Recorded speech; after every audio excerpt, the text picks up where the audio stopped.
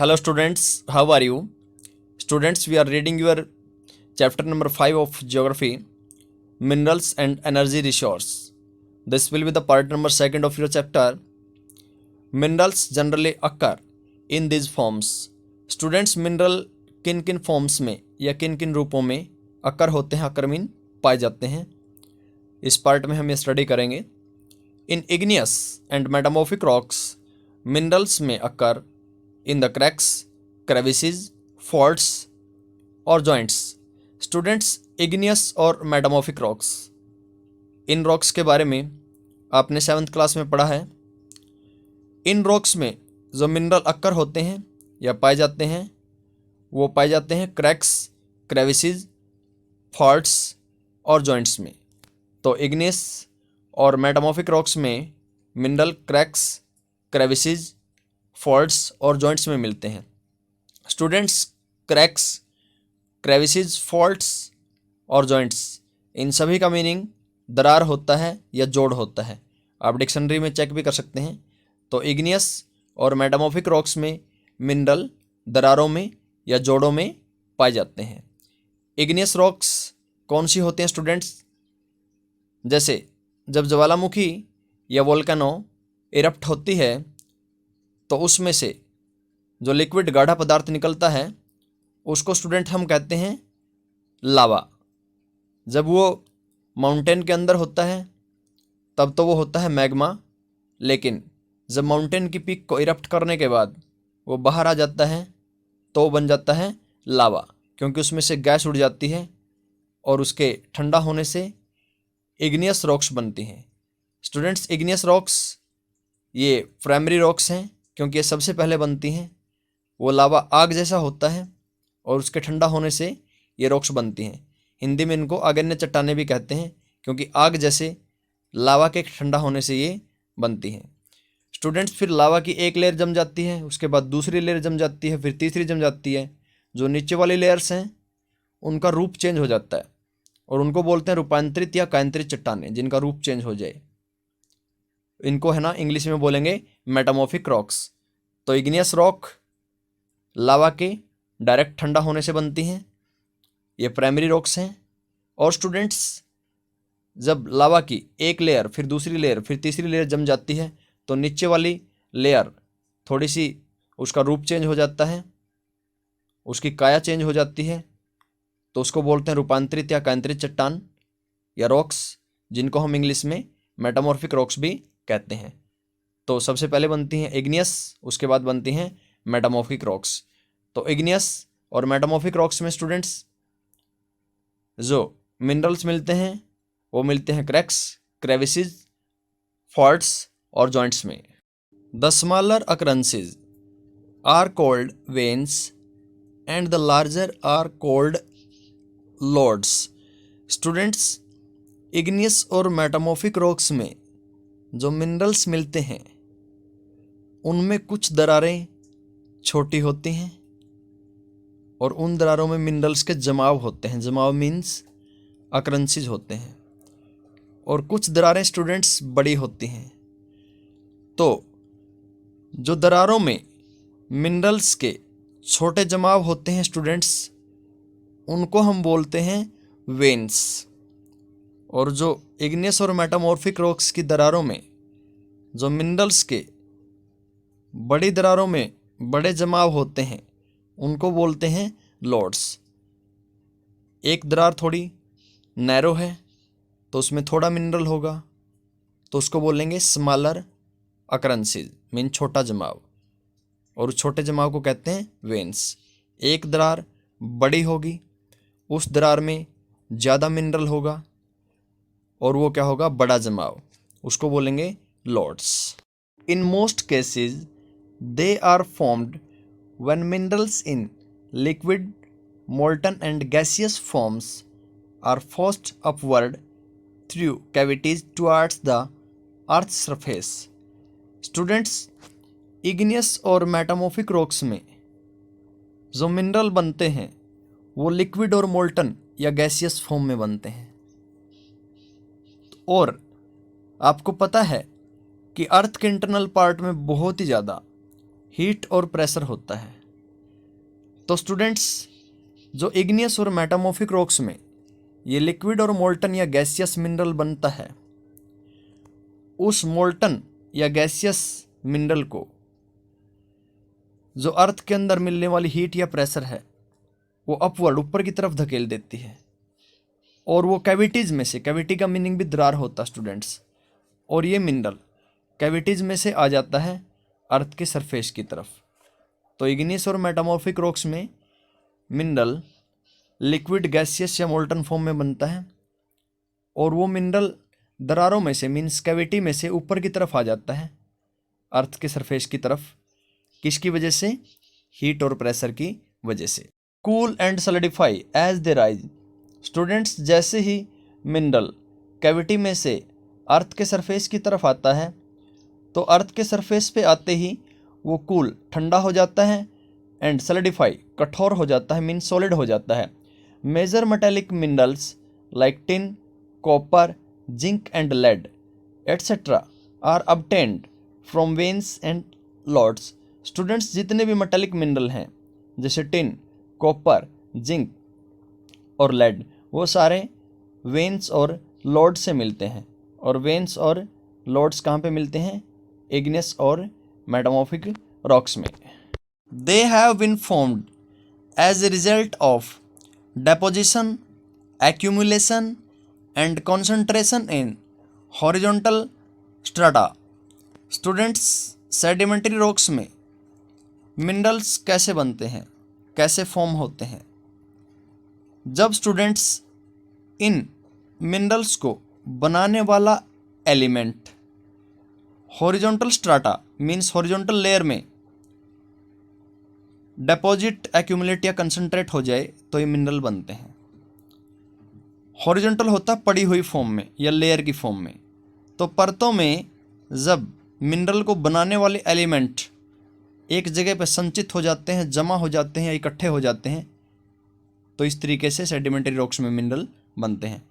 Deposition, accumulation और concentration का meaning एक ही होता है स्टूडेंट, संचित होना, इकट्ठा होना या एक जगह पे जमा होना। इन sedimentary rocks A number of minerals occur in beds और लेयर्स। स्टूडेंट्स, सेडिमेंट्री रॉक्स में मिनरल्स बेड्स और लेयर्स में अक्कर होते हैं। अक्कर मीन पाए जाते हैं। तो सेडिमेंट्री रॉक्स में मिनरल पाए जाते हैं परतों में, मीन्स लेयर्स में। सेडिमेंट्री रॉक्स कौन सी होती हैं स्टूडेंट्स? ये थर्ड टाइप की रॉक होती हैं। हमने सबसे पहले इग्नियस रॉक्स के बारे में पढ़ा, फिर मेटामॉर्फिक के बारे में पढ़ा। आपको पता है कि इग्नियस रॉक्स लावा के डायरेक्ट ठंडा होने से बनती हैं, और फिर जब लावा की कई लेयर्स या परत जम जाती हैं तो नीचे वाली जो लेयर्स होती हैं उनका रूप चेंज हो जाता है या उनकी फॉर्म चेंज हो जाती है, उससे बनती है मेटामॉर्फिक रॉक्स। स्टूडेंट्स, जब ये लेयर नीचे वाली बहुत पुरानी हो जाती हैं तो वो टूटने लग जाती हैं, और जब उसमें से छोटे छोटे टुकड़े टूट जाते हैं, उन टूटे हुए टुकड़ों को सेडिमेंट बोलते हैं। और उन छोटे छोटे टुकड़ों के जमाव से एक नए टाइप की रॉक बन जाती है, उसको बोलते हैं सेडिमेंट्री रॉक्स, जो टूटे हुए पदार्थ या सेडिमेंट से बनती है। तो सेडिमेंट्री रॉक्स में मिनरल मिलते हैं स्टूडेंट्स बेड्स और लेयर्स में। Coal and some forms of iron ore have been concentrated as a result of long periods under great heat and pressure। तो स्टूडेंट्स, सेडिमेंट्री रॉक्स में आपको पता है हॉरिजॉन्टल फॉर्म में, बेड्स या लेयर की फॉर्म में मिलते हैं मिनरल्स। तो एग्जांपल कौन से हैं सेडिमेंट्री रॉक्स में मिलने वाले मिनरल्स के? दो एग्जांपल स्टूडेंट्स बहुत ही अच्छे हैं, एक कोल, दूसरा आयरन ओर। तो कोल और आयरन ओर कैसे बनते हैं? ये भी लेयर की फॉर्म में होते हैं और सेडिमेंट्री रॉक्स में ही पाए जाते हैं। तो कोल और आयरन ओर स्टूडेंट्स किस वजह से कंसंट्रेट हुए हैं या बने हैं, इनका निर्माण किस वजह से हुआ है? लॉन्ग पीरियड तक ये हीट और प्रेशर के अंडर में रहे हैं, इस वजह से इनका निर्माण हुआ है। क्योंकि इन मिनरल्स को बनाने वाले जो एलिमेंट या तत्व थे वो लॉन्ग पीरियड तक, लंबे टाइम तक हीट या प्रेशर में रहे, अर्थ के नीचे, इस वजह से इनका निर्माण हुआ। Other group of sedimentary minerals include gypsum, potash salt and sodium salt. Students, और कौन से मिनरल मिलते हैं सेडिमेंट्री रॉक्स में आयरन और कोल के अलावा? वो हैं जिप्सम, पोटाश सॉल्ट और सोडियम सॉल्ट। तो कितने मिनरल हो गए सेडिमेंट्री रॉक्स में जो मिलते हैं? कोल, आयरन और, जिप्सम, पोटाश सॉल्ट और सोडियम सॉल्ट। तो स्टूडेंट्स, कोल और आयरन और किस वजह से बनते हैं? हीट और प्रेशर की वजह से बने हैं। और जो जिप्सम, पोटाश सॉल्ट और सोडियम सॉल्ट, ये भी तो सेडिमेंट्री रॉक्स में ही मिलते हैं। तो ये कैसे बनते हैं students? These are formed as a result of evaporation specially in arid regions. Students, जो सूखे एरिया हैं, जो एरिड रीजन्स हैं, उनमें जब इवेपोरेशन होता है, टेम्परेचर की वजह से पानी उड़ जाता है, तो उस वजह से ये मिनरल बनते हैं। तो स्टूडेंट्स, सेडिमेंट्री रॉक्स में 2 टाइप से मिनरल बनते हैं, हॉरिजॉन्टल फॉर्म में या बेड और लेयर में बनते हैं। एक तो बनते हैं हीट और प्रेशर की वजह से, और दूसरे बनते हैं सेडिमेंट्री रॉक्स में एरिड रीजन्स में इवेपोरेशन की वजह से। जो हीट और प्रेशर की वजह से बनते हैं स्टूडेंट्स, उनके एग्जाम्पल हो गए कोल एंड आयरन और जो एरिड रीजन में इवेपोरेशन की वजह से बनते हैं स्टूडेंट्स, उनके एग्जाम्पल हो गए पोटाश सॉल्ट, सोडियम सॉल्ट और gypsum. Another mode of formation involves the decomposition of surface rocks and the removal of soluble constituents, leaving a residual mass of weathered material containing ores. Students, another mode of formation, mineral की formation का another mode या दूसरा तरीका, उसमें क्या involve होता है? Means वो बनता कैसे है? एक अन्य तरीके से मिनरल सरफेस रॉक के डिकम्पोज होने से और सोल्यूबल कंस्टिट्यूएंट, जो घुलने वाले तत्व हैं या पदार्थ हैं, उनके रिमूव होने से मिनरल बनता है।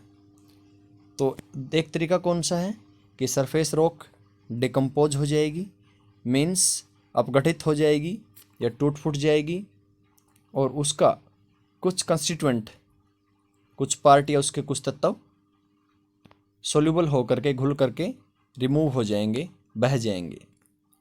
और लिविंग क्या बच जाएगा? वेदर्ड मटेरियल का रेजिजुअल मास बच जाएगा। वेदर्ड मटेरियल का रेजिजुअल मास क्या होता है? वेदर्ड मटेरियल तो स्टूडेंट्स वो हो गया जो रिमूव हो गया, लेकिन जो बच गया उसको बोलते हैं रेजिजुअल मास। तो रेजिजुअल मास में क्या होता है?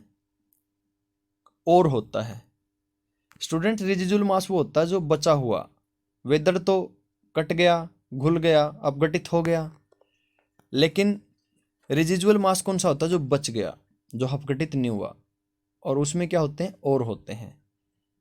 और इसी तरीके से क्या बनता है? बॉक्साइट बनता है। सर्टेन मिनरल्स में occur as alluvial deposits in sands of valley floors and the base of hills. Students, कुछ मिनरल्स एलुवियल डिपॉजिट्स की फॉर्म में पाए जाते हैं, और ये कहाँ पे पाए जाते हैं? वैली के फ्लोर में जो सैंड मिलता है उसमें, और इसके साथ साथ हिल के बेस में। वैली का फ्लोर कौन सा होता है स्टूडेंट्स? माउंटेन्स के बीच में, जो एक थोड़ी लेवल लैंड होती है, जहाँ पे लोग एग्रीकल्चर करते हैं या वहाँ पे विलेजेस की सेटलमेंट्स होती हैं, उसी समतल ज़मीन को बोलते हैं वैली। तो उस वैली जो पहाड़ों के बीच में बनती है, उसी वैली में जो रेत होता है उसमें ये मिनरल मिलते हैं, और उन्हीं को बोलते हैं एलुवियल डिपॉजिट्स। एलुवियल डिपॉजिट्स दूसरी जगह कहाँ पे मिलते हैं स्टूडेंट्स? हिल के बेस में, मीन्स हिल के सबसे नीचे वाले पार्ट में, क्योंकि ऊपर तो होती है हिल की पीक, नीचे क्या होता है? बेस। और हिल के बेस से थोड़ा सा नीचे क्या हो जाती है? आपकी वैली की स्टार्टिंग हो जाती है। तो वैली के फ्लोर या वैली के जो आपके परत होती है, या वैली का जो सरफेस होता है, उसके ऊपर जो रेत होता है, उसमें ये मिनरल्स मिलते हैं, या हिल के सबसे नीचे वाले पार्ट में मिलते हैं। This deposits are called placer deposits. Students, alluvial deposits को प्लेसर डिपॉजिट्स भी कहते हैं। And generally contain minerals which are not corroded by water. Students, water के थ्रू करोडेड नहीं होते, ऐसे मिनरल मिलते हैं प्लेसर डिपॉजिट्स में या एलुवियल डिपॉजिट्स में, वैली के फ्लोर के सैंड में या बेस के हिल में, जो वाटर उनको बहा के नहीं ले जा सकता, वाटर के थ्रू वो नहीं बहाए जाते। Gold, silver, tin and platinum are most important among such minerals. तो स्टूडेंट्स, प्लेसर डिपॉजिट्स के या एलुवियल डिपॉजिट्स के जो मिनरल्स हैं उनके एग्जाम्पल कौन कौन से हैं? गोल्ड, सिल्वर और प्लेटिनम। प्लेटिनम स्टूडेंट्स ये सारे के सारे क्या हैं? प्रेशस मिनरल हैं, मीन्स महंगे मिनरल हैं। The ocean waters contain vast quantities of minerals, but most of these are too widely diffused to be of economic significance. Students, ocean के वाटर्स में भी मिनरल मिलते हैं, जो समुद्र का पानी होता है उसमें भी बहुत वास्ट क्वांटिटी है मिनरल्स की। लेकिन स्टूडेंट्स, ओशन वाटर्स में मिलने वाले मिनरल्स इतने ज़्यादा वाइडली डिफ्यूज्ड होते हैं, दूर दूर तक फैले हुए होते हैं कि उनका इकोनॉमिक सिग्निफिकेंस नहीं होता, मीन्स इकोनॉमिकली रूप से वो महत्वपूर्ण नहीं होते, क्योंकि वो वाइडली डिफ्यूज्ड होते हैं, दूर दूर तक फैले हुए होते हैं। However common salt, magnesium and bromine are largely derived from ocean waters. Students, लेकिन फिर भी कुछ मिनरल्स ओशन वाटर्स से बहुत ही बड़े लेवल पे निकाले जाते हैं, जैसे कॉमन सॉल्ट, मैग्नीशियम और bromine. The ocean beds too are rich in manganese nodules. और स्टूडेंट्स, ओशन का जो बेड होता है, जो उसकी तली होती है, वो किस में रिच होती है? कौन सा मिनरल वहाँ पे बहुत बड़ी मात्रा में पाया जाता है? मैंगनीज की गांठें। तो ओशन के बेड्स या उनका बॉटम या तली मैंगनीज की गांठों के लिए फेमस है, वहाँ पे मैंगनीज नाम का मिनरल मिलता है। इंटरेस्टिंग फैक्ट स्टूडेंट्स, अभी हम इंटरेस्टिंग फैक्ट के बारे में स्टडी करते हैं। Red hole mining. Red hole mining क्या होती है? Do you know that most of the minerals in India are nationalized and their extraction is possible only after obtaining due permission from the government. Students, आपको पता है कि हमारी country में most of the minerals, ज़्यादातर mineral nationalised हो चुके हैं। कोई मिनरल नेशनलाइज्ड कब होता है? जब उसकी मैनेजमेंट और उसका कंट्रोल गवर्नमेंट के हाथ में आ जाता है, तो वो क्या हो जाता है? नेशनलाइज्ड। मिनरल ही नहीं, जब किसी भी चीज़ के ऊपर गवर्नमेंट का अधिकार हो जाता है तो वो चीज़ नेशनलाइज हो जाती है। तो हमारी कंट्री में ज़्यादातर मिनरल नेशनलाइज हैं, क्योंकि इन मिनरल्स के ऊपर गवर्नमेंट का अधिकार है। And their extraction is possible only after obtaining due permission from the government. Students, और जो नेशनलाइज्ड मिनरल्स हैं उनका एक्सट्रैक्शन हम किसकी परमिशन से कर सकते हैं? गवर्नमेंट की परमिशन से। यदि गवर्नमेंट परमिशन देती है तो हम इन मिनरल्स को एक्सट्रैक्ट कर सकते हैं, अन्यथा नहीं। But in most of the tribal areas of the north east India minerals are owned by individuals और कम्युनिटीज।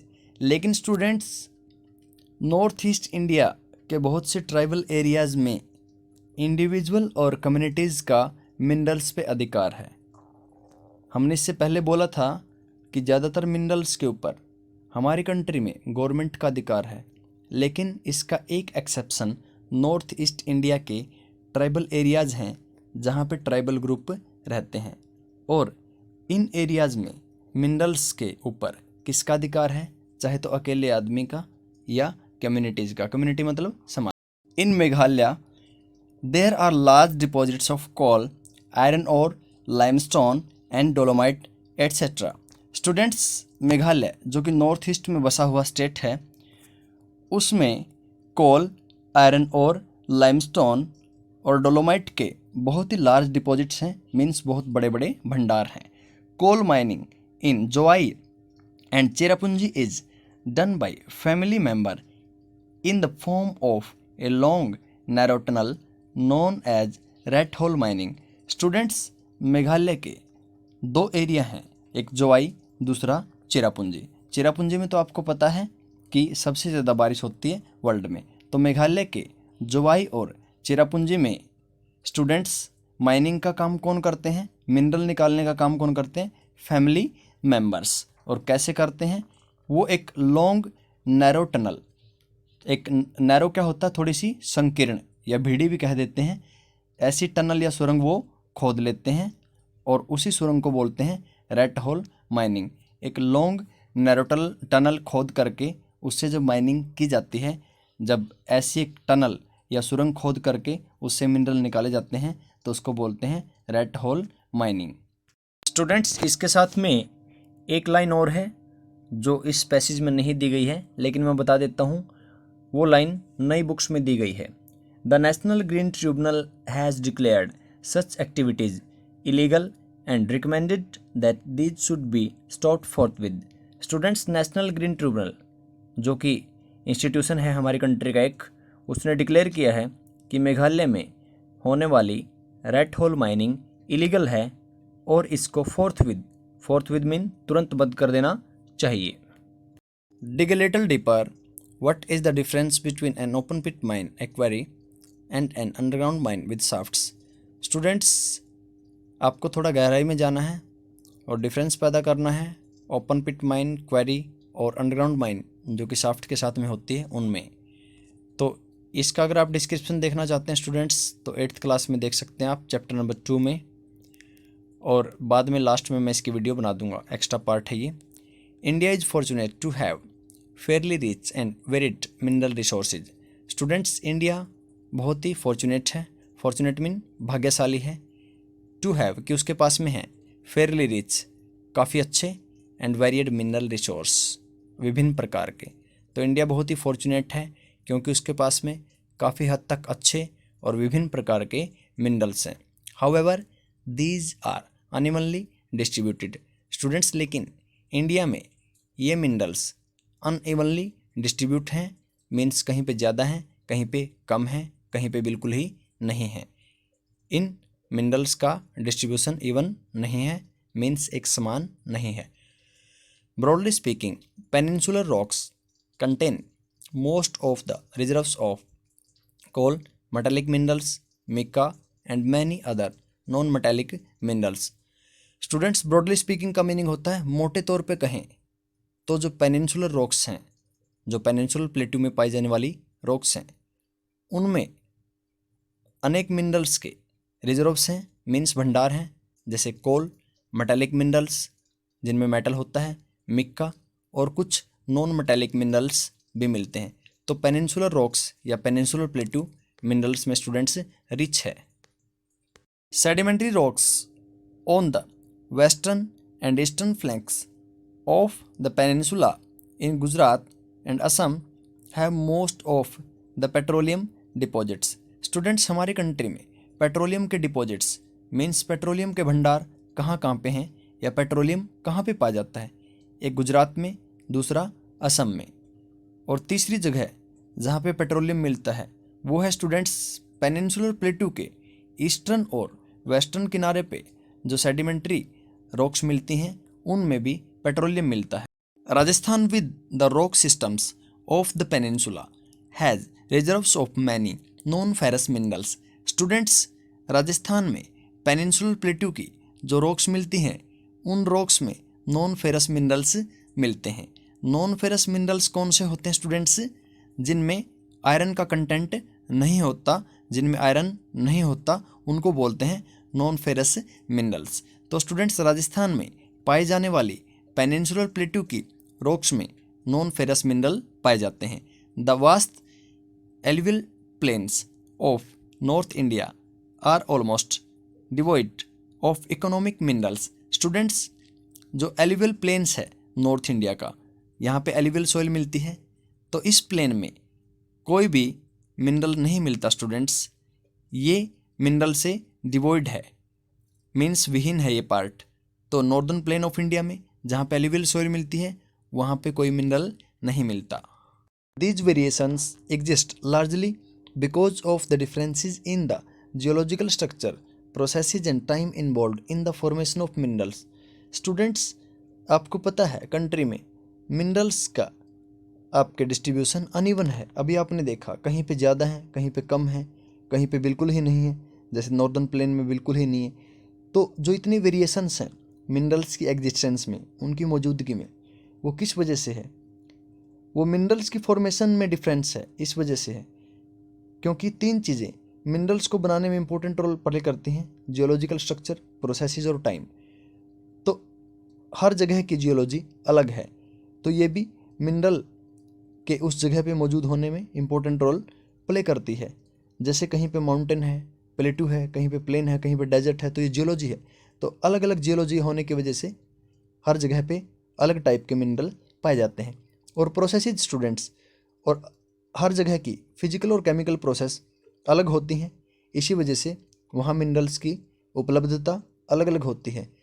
फिजिकल और केमिकल फैक्टर हर जगह के अलग अलग होते हैं और वो मिनरल्स की अवेलेबिलिटी को, उसकी उपलब्धता को अफेक्ट करते हैं। इसके साथ स्टूडेंट्स टाइम, कहीं पे लेट मिनरल बने, कहीं पे पहले बन गए, तो टाइम भी इनके फॉर्मेशन में या वेरिएशन में काफ़ी इंपॉर्टेंट रोल प्ले करता है।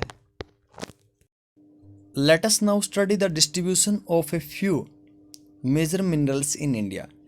स्टूडेंट्स, अब हम इंडिया में पाए जाने वाले कुछ मेजर मिनरल्स के डिस्ट्रीब्यूशन की स्टडी करेंगे। मेजर मिनरल होते हैं स्टूडेंट्स जो मुख्य मिनरल होते हैं, जो महत्वपूर्ण होते हैं, उनके डिस्ट्रीब्यूशन की हम स्टडी करेंगे। डिस्ट्रीब्यूशन क्या होता है स्टूडेंट्स कि ये मेजर मिनरल कंट्री के किस किस पार्ट में फैले हुए हैं। Always remember that the concentration of mineral in the ore, the ease of extraction and closeness to the market play an important role in affecting the economic viability of a reserve. Students, reserve क्या होता है? भंडार। हम किसी भी mineral को उसके reserve से निकालते हैं, तो वो मिनरल का रिजर्व हमारे लिए इकोनॉमिकली वाइबल कब होगा, मीन्स हमारे को बेनिफिट कब देगा। वाइबिलिटी होती है स्टूडेंट्स महत्व, कि वो मिनरल हमारे लिए या उसका रिजर्व हमारे लिए महत्वपूर्ण कब होगा, कौन कौन सी चीज़ें उसको अफेक्ट करती हैं कि एक मिनरल हमारे लिए इकोनॉमिकली रूप से बेनिफिशियल हो। तो तीन चीज़ें इंपॉर्टेंट रोल प्ले करती हैं स्टूडेंट्स। एक तो जिस भी ओर से हम मिनरल निकालते हैं, उस ओर में उस मिनरल का कंसंट्रेशन अच्छा होना चाहिए, मीन्स उसकी मात्रा अच्छी होनी चाहिए, क्योंकि ओर में जितना ज़्यादा मिनरल होगा, वो मिनरल उतना ही हमारे लिए इकोनॉमिकली वाइबल होगा, इकोनॉमिकली आपके बेनिफिशियल होगा। द ईज ऑफ एक्सट्रैक्शन, और स्टूडेंट्स निकालना भी आसान होना चाहिए। मिनरल की ओर में मात्रा भी अच्छी होनी चाहिए, इसके साथ साथ मिनरल को निकालना भी ईजी हो। यदि निकालना मुश्किल हो गया, ज़्यादा पैसा निकालने पे लग गया, तो है ना, वो हमारे लिए इकोनॉमिकली वाइबल नहीं होगा। क्लोजनेस टू द मार्केट, तीसरी चीज़ है स्टूडेंट्स, किसी भी मिनरल को निकालने के बाद जब उसको हम सप्लाई करना चाहते हैं, कहीं पे भेजना चाहते हैं, मार्केट में बेचना चाहते हैं, तो वो मार्केट हमारे पास होनी चाहिए। यदि मार्केट दूर होगी तो उस मिनरल को सप्लाई करने में खर्च ज़्यादा आएगा और वो हमारे लिए इकोनॉमिकली वाइबल नहीं होगा। तो स्टूडेंट्स, आपने देख लिया कि यदि किसी भी मिनरल से हम इकोनॉमिक बेनिफिट लेना चाहते हैं तो उसमें तीन चीज़ों का बड़ा रोल है कि एक तो और में मिनरल अच्छा हो, वही बात हो जाएगी अगर और में मिनरल बिल्कुल कम होगा कि खोदा पहाड़ निकला चूहा, और निकालना भी आसान हो, ज़्यादा गहराई में ना हो, और मार्केट हो ताकि उसकी सप्लाई हम अच्छी कर सकें। Ferrous minerals account for about 3/4 of the total value of the production of metallic minerals. Students, metallic mineral के प्रोडक्शन की जितनी भी टोटल वैल्यू है, उस टोटल वैल्यू में 3/4 हिस्सा फेरस मिनरल का है। मीन्स मेटेलिक मिनरल्स में टोटल जो प्रोडक्शन होता है और उस प्रोडक्शन की जितनी वैल्यू है, उस वैल्यू में लगभग 75% मीन्स 3/4 हिस्सा कौन कवर करते हैं? अकेले ferrous minerals. They provide a strong base for the development of metallurgical industries. Students, ferrous minerals metallurgical industry के डेवलपमेंट को एक स्ट्रॉन्ग बेस प्रोवाइड करते हैं। मेटलर्जिकल इंडस्ट्री कौन सी होगी स्टूडेंट्स? जिस इंडस्ट्री में मेटल को प्यूरिफाई किया जाता है, धातुओं को शुद्ध किया जाता है। जैसे आयरन ओर में से आयरन निकालने का काम कौन सी इंडस्ट्री करती है? Metallurgical industry. तो स्टूडेंट्स, मेटलर्जिकल इंडस्ट्री के लिए मशीन चाहिए, और वो मशीन कहाँ से आती है? फेरस मिनरल से। मशीन होंगी तो तभी इंडस्ट्री को स्ट्रॉन्ग बेस मिलेगा। और मेटलर्जिकल इंडस्ट्री के डेवलपमेंट को स्ट्रॉन्ग बेस देने का काम कौन से मिनरल करते हैं students? Ferrous minerals. India exports substantial quantities of ferrous minerals after meeting her internal demands। Students, India बहुत ही बड़ी क्वांटिटी, सब्सटेंशियल होता है आपके बड़ी मात्रा, तो इंडिया बहुत ही बड़ी क्वांटिटी एक्सपोर्ट करता है विदेशों में फेरस मिनरल्स की, अपनी इंटरनल डिमांड को, मीन्स अपनी घरेलू आवश्यकताओं को पूरा करने के बाद।